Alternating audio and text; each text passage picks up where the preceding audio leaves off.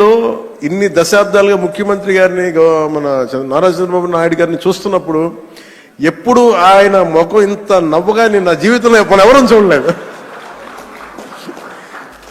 అసలు ఎప్పుడు అంటే అంటే నవ్వే పరిస్థితులు ఉండవు.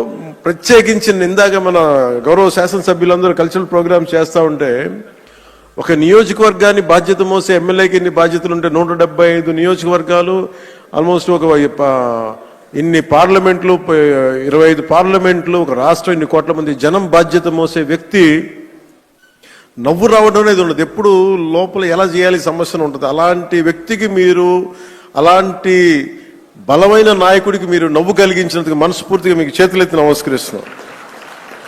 ఒక సింపుల్గా చెప్పాలంటే మీరు చేసిన performance simple I can say wow.